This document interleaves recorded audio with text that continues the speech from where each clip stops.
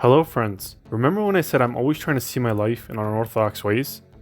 I'm always reminding myself of this phrase: I must look at the world with care. I started pondering with this phrase in mind, and I came across iron. While I was wondering if it's worth thinking about, the voice in my head said, with a sweet tone, think about it a bit, it's not just iron. So, I started to think about it and do some research. What comes to our mind when we say iron? Iron Man, Minecraft, a junkyard, an anvil, a big bridge, or a metal rod? These are the things that came to my mind, but there are much more things out there. Maybe you're thinking about them right now. Iron is an ore that is abundant on our planet. It's used in fields like construction, ships, cars, electronics, and others. It's even in our blood. Let me explain. Iron is invaluable to us. It is so important that our survival depends on this mindless metal. This statement may be a bit pretentious, but we live in a world where we need this substance. These atoms that we can hardly see, even in trillions, have a duty. You may say that I'm exaggerating a bit. Let's see if I am indeed exaggerating. For example, iron is a mineral that the human body needs. A low level of iron in our blood leads to our red blood cells not oxidizing enough. This means that the red blood cells will be produced less. This situation can cause serious problems regarding our health. Lack of iron can cause many complaints related to blood, fatigue, weakness, vertigo, depression, lack of focus, memory loss, immune system problems, and countless more.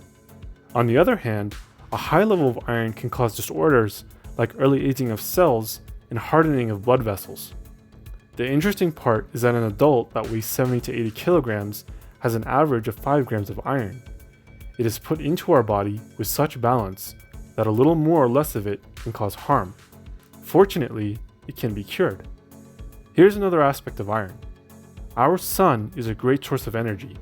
Next to heat and light, it also sends out harmful radiation. Because of this, astronauts are not sent to space missions without considering radiation.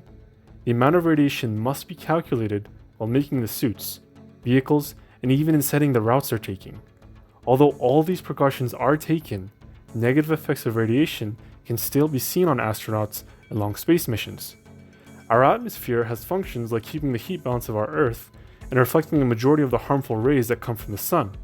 However, the task of protecting the Earth from the radiation falls to the melted iron that is found in the Earth's core. The iron produces a magnetic field that surrounds the Earth, starting from its poles.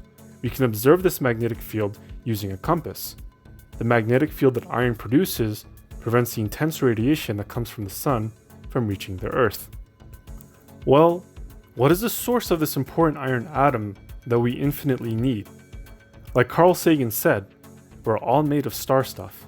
You may remember the periodic table from chemistry class. Each atom you see there is actually a result of the fusion that occurs in stars. Fusion, simply, is the process of two atoms combining to form a different one. Of course, it's easier said than done.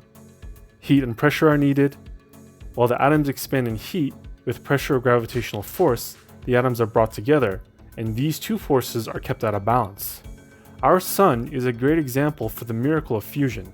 Hydrogen atoms are turned into helium, producing nuclear energy. Heat and light are sent to us thanks to this. The fact that the sun turns hydrogen atoms into helium atoms means that it is still a young star and it'll grow one day.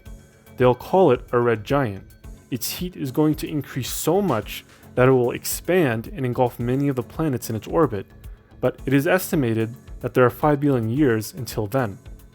A star in the red giant phase has consumed all the hydrogen in its core by turning them into helium, and now turns helium into carbon, exponentially increasing its heat. The heat increases even more, and after a while, the hydrogen atoms outside the core start to fuse. The core's heat continues to rise, turning carbon into oxygen, oxygen into neon, neon into magnesium, magnesium into silicon, and finally, silicon into iron. These atoms, in a factory with an incomprehensible level of heat, will be turned into different elements. Starting from its core, the star will contain iron, silicon, magnesium, neon, oxygen, carbon, helium, and hydrogen. And maybe this will be the beginning of the end. Because the iron atom is much more stable in comparison, it does not fuse as easy as others. Because of the lack of fusion, the core cannot overcome the gravitational pull, and in the final phase, all the layers of the star are spread into space. What is left is either a black hole or a neutron star. The iron found in our body shows us that a star has died for us.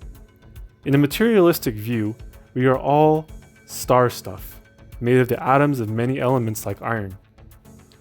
Let us get in front of the mirror, look into our own eyes, and remind ourselves that our body is completely formed of atoms, and ask ourselves this question: if these atoms are lifeless, which they are, who is the one that puts iron into our body with such precision and gives us life?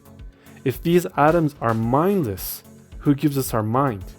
If they don't have a willpower, who gives us will?